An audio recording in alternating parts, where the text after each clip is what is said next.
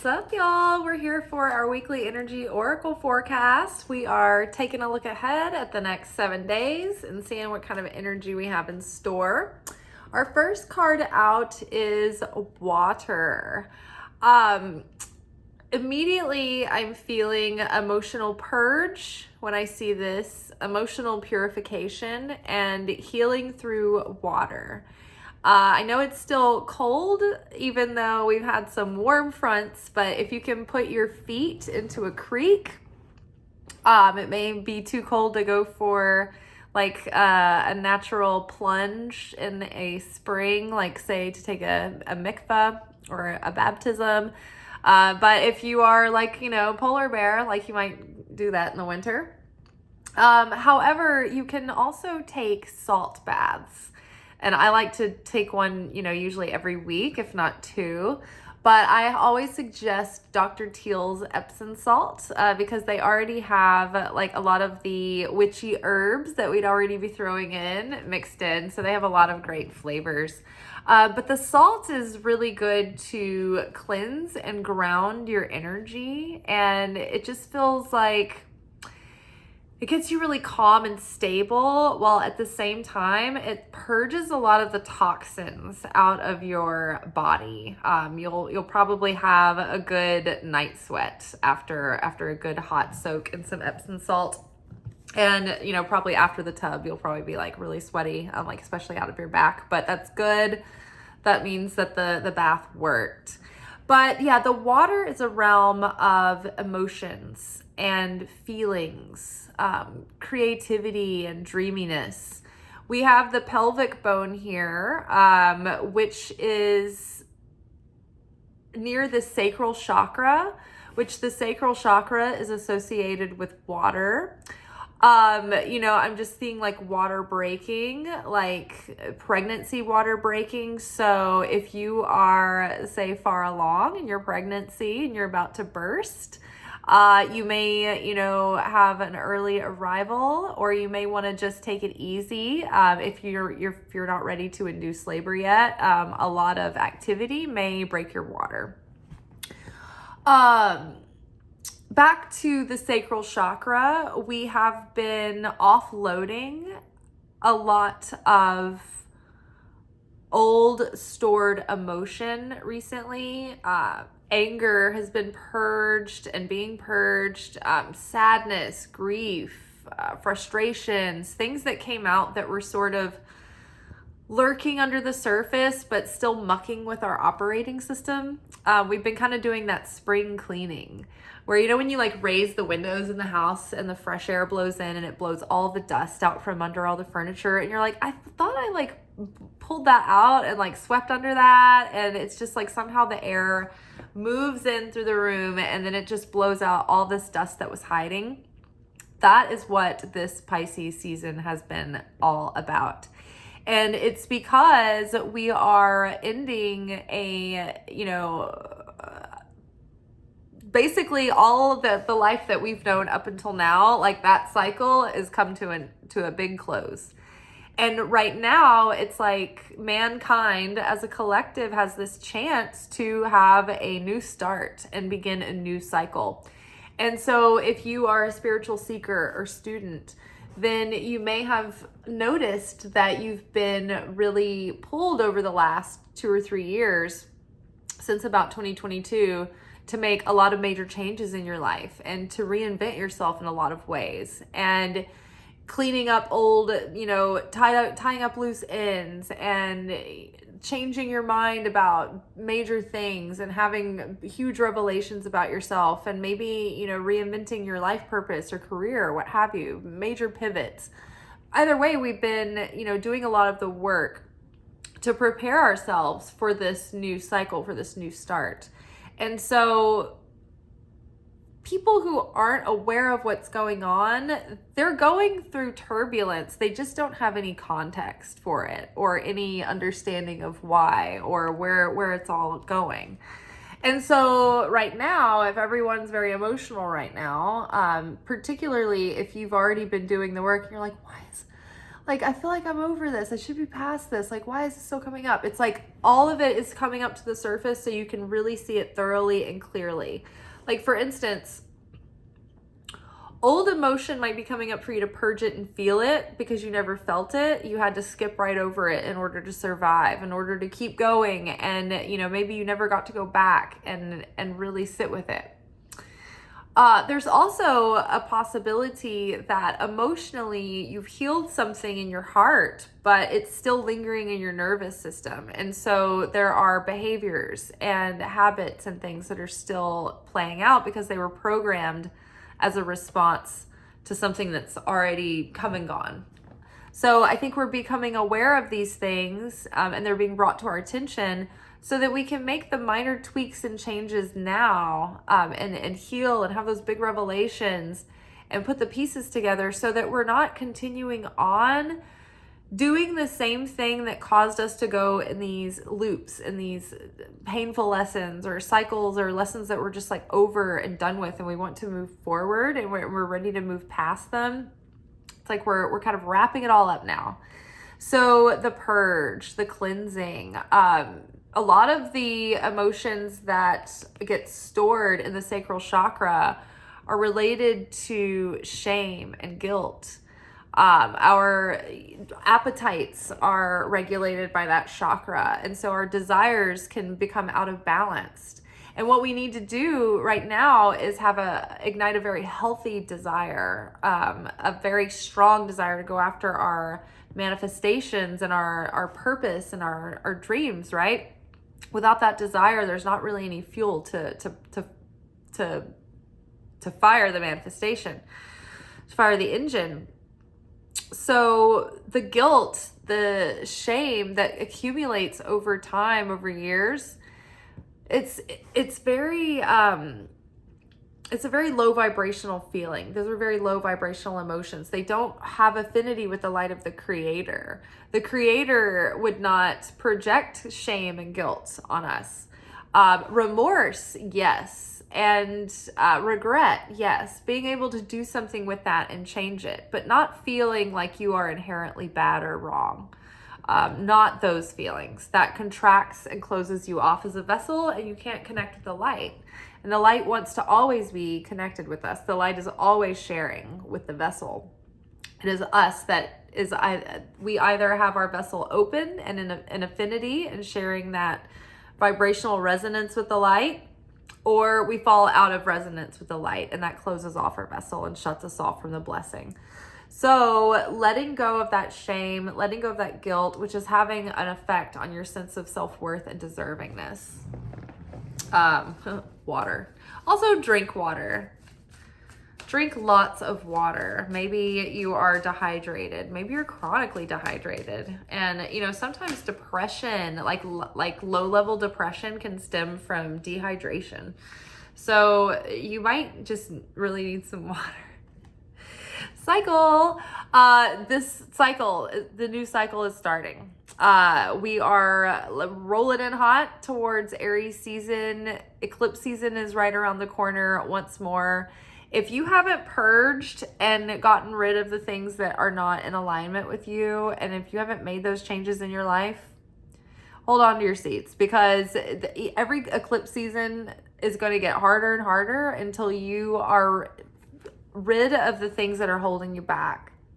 So things will be, you know, changed for you if you don't change them. And that can be kind of jolting and unpleasant when you're not expecting it.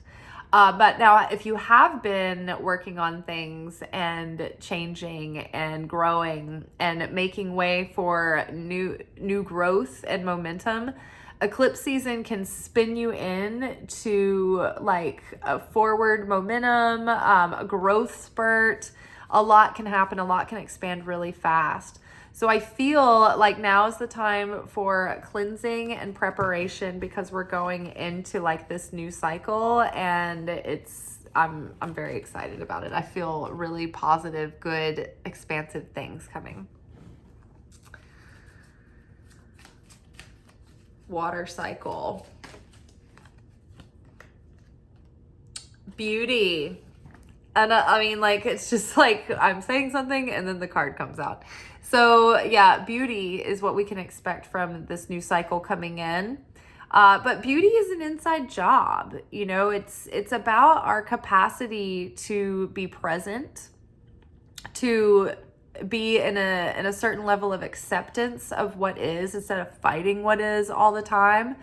That you can see the value in the way that a situation has played out, or you can take away wisdom and experience from whatever you've come through, you know, regardless if it was on paper a great deal for you or, you know, a great experience. It's like maybe, you know, you've seen a lot of difficulties and challenges and ups and downs, but looking back and seeing the beauty through it all and from it all and of it all, that's what's going to help you really cleanse and let go of the hard feelings of the old and really go in fresh to this new cycle. It's like accepting and seeing the beauty of it. And that's when you can really forgive. And that's when you can really, like, you know that you've forgiven the past, because you're grateful for what it did for you, for the experience, and you can appreciate the value that was in that experience that you took away from it. And you were able to turn something dark into something ultimately of good for you and hopefully for everyone, for all involved. But yeah, something about, you know, this next cycle is just like crowned with beauty, with love, with passion, with that higher beauty, like that spiritual beauty, where you sense the depth, you sense the richness, you sense the vividness and the pigments of what has painted your experience. It's like when you have been through the lowest lows, you can feel highs in a different way. But when you have the ability to experience those depths of joy and the depths of love, deep love, and passion and excitement, and when you let your heart leap with excitement about something, you are also opening that heart to feel the lowest of lows, deepest hurts, deepest, you know, kicks in the gut, disappointment, fear, you know, sadness.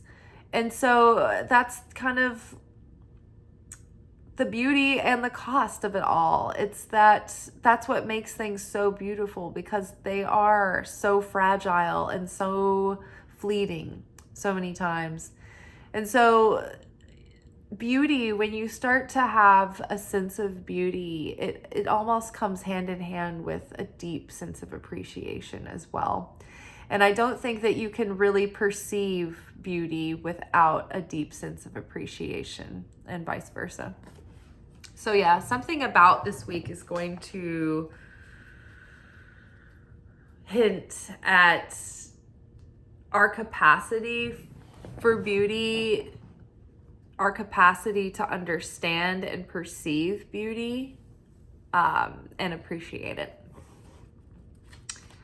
And then we might be getting hints of the beauty in all that is to come, and like all that's taking shape already in this moment.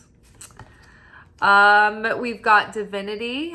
Something is divinely appointed. We're in like this kind of like cosmic destiny moment, I feel like with the divinity, hand of divinity pointing at like this occurrence here. It makes me feel like something that is divinely ordained is about to come into fruition. And this is starting a new cycle, and there's beauty in the situation. So I don't know. I'm kind of excited to see what's going to play out this week. Ooh, building. Amazing. So like we're beginning to build with our passion. We're beginning to build on solid foundations. So it's like finally what we've been doing the last couple of years. It's like, think of a big giant demolition and construction project where you have to like knock down the old structure and like clear the ground and clear out all of the old like nails and really make sure that everything is solid and smooth and level. to build the next structure on. You need a clean foundation. And so there were a lot of things that had to change and, grow and shift during the last couple of years. And there were, things that we had to learn and skills that we had to acquire, and maybe literal like materials and things that we needed to gather for the thing that we want to do next. But metaphorically speaking, it's like, okay, this last year we've been gathering all of our materials. We've been, we've laid the foundation. The foundation is set. It's solid. We've been gathering our lumber and our stone and our wiring and plumbing and all of that. And it's all set there. And it's all set around the foundation.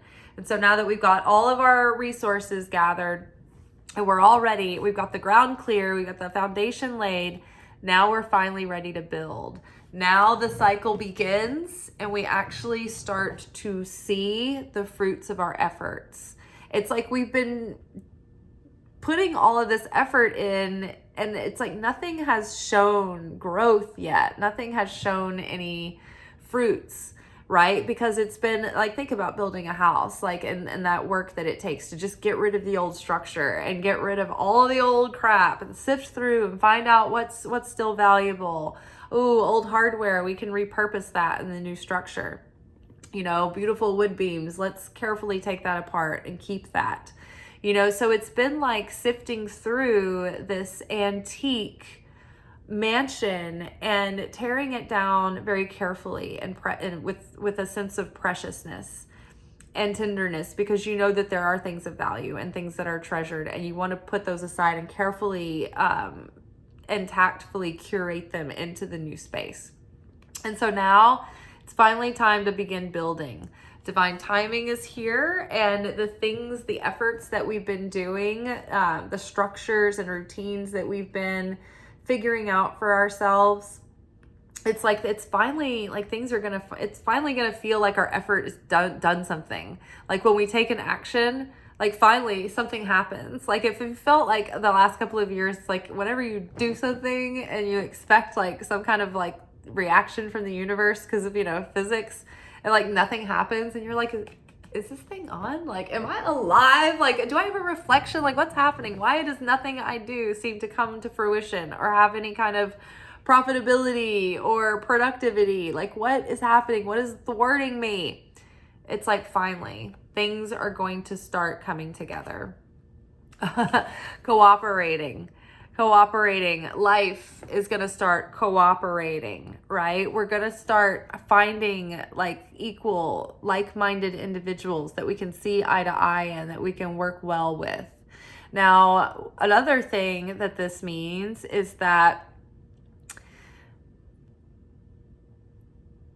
it will help us to alleviate any kind of attitude that is anti-cooperating.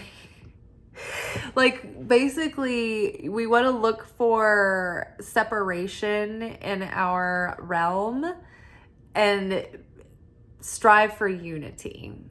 When we create separation, we cut ourselves off from our blessings and we lose affinity with the Creator. So we don't want to cause dissension. But we also don't want to people please. That's not what we're saying either. We don't want to just like go along, get along. But we need to, have backbone, have, grit and valor and honesty. But we need to find a way to foster unity and cooperation in our environment.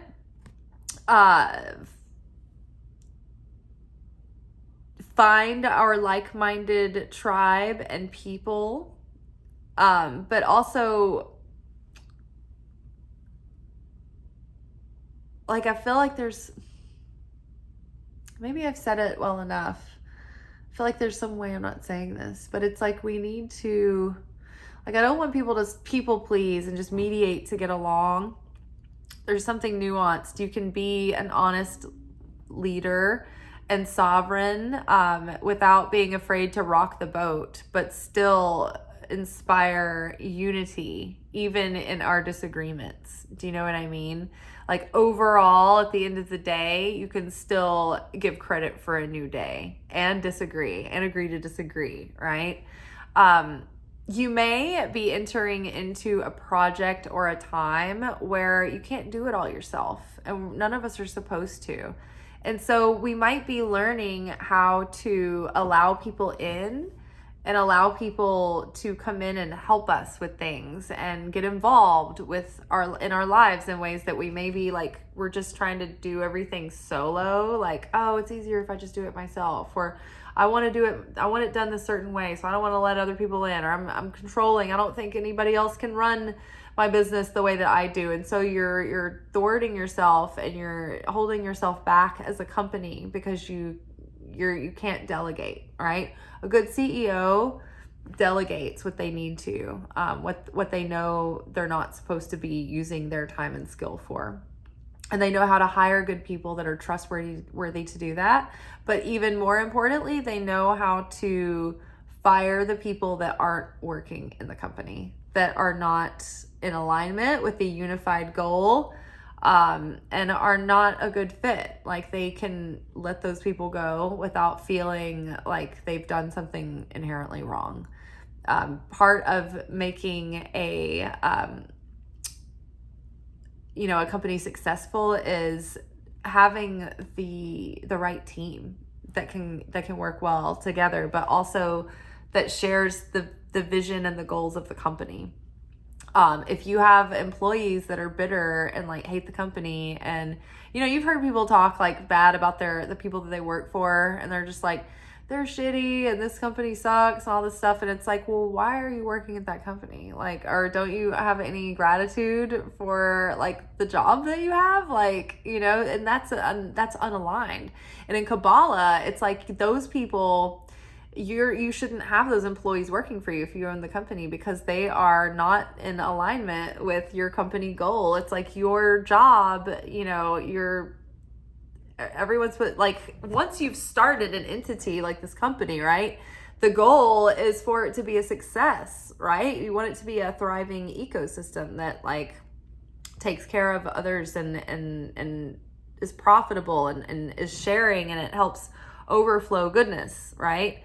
Well, if the people within the company are like working against you and they don't share your goal or vision for the company to be fruitful or profitable, then it's like they're actually like causing energy leaks in the company and bringing negative energy in, and evil eye and evil tongue. And so it's like causing dissension and dissonance, and it's messing with the vibe essentially. And so it's like inherently like you can't keep those people there because they're ruining your company.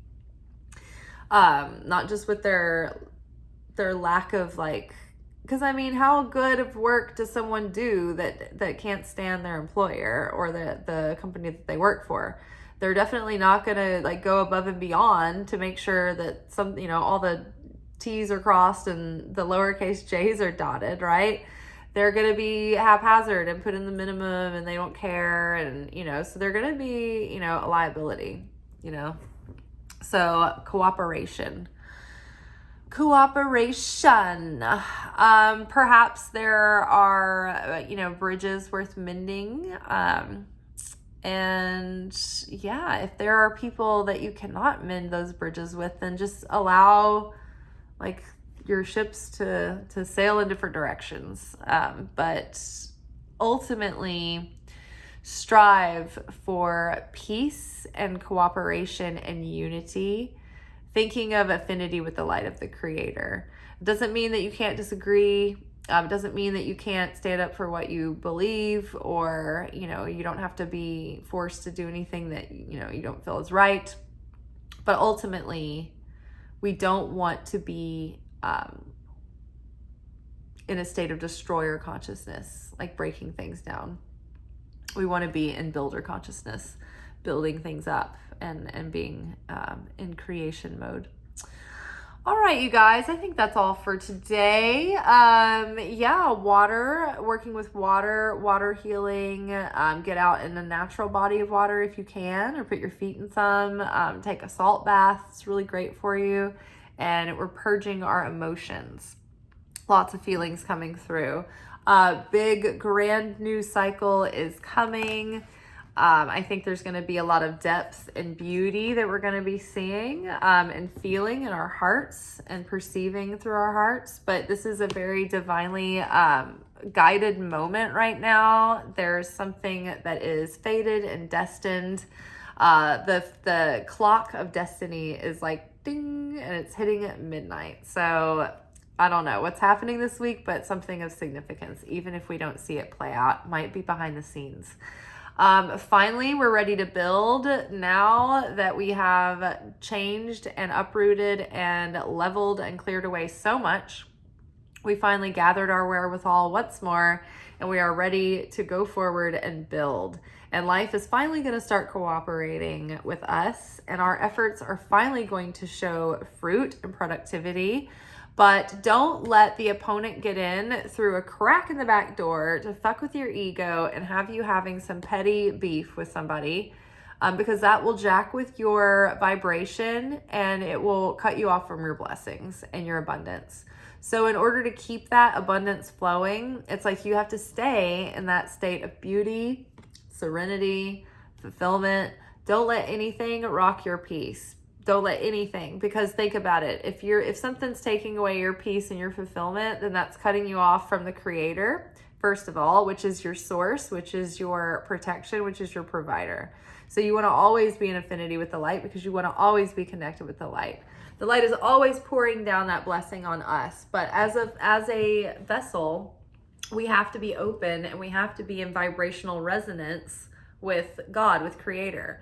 God is not going to change his vibrational resonance. He is the cause. He, she, they, it's abstract, non-human, non-anthropomorphized God does not change for us. God is not affected. We are the effect. So in order to be more like the light, we need to stop being affected by everything and being the effect of our environment and be cause consciousness and say, okay, I want to choose my consciousness, I want to choose my thoughts, and I want to choose my feelings. And I'm going to set my vibrational tone, and I'm going to be in joy, I'm going to be in fulfillment, and I'm going to be in peace. I'm going to have certainty in the creator. And I know that life will bring me ups and downs, but it's up to me to choose to do what I can to be resilient and bounce back to that as fast as I can, because that's when I'm going to be an open vessel, and I'm going to be in the flow of cosmic favor and miracles and abundance. And I think that's part of just cooperating with the universe too. It's like when you're in resonance, you can merge this way with the universe. You can be in that flow, that cooperation, that favor.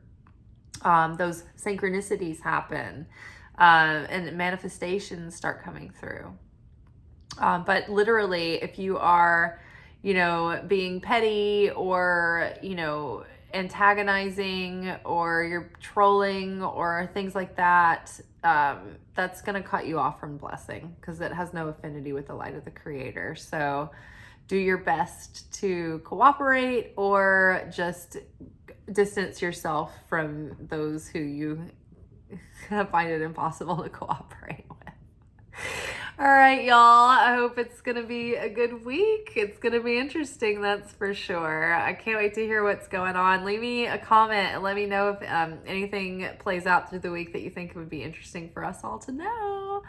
All right, y'all. See you tomorrow for our anchor message, where we take a look at our weekly spiritual lessons. All right. Ciao.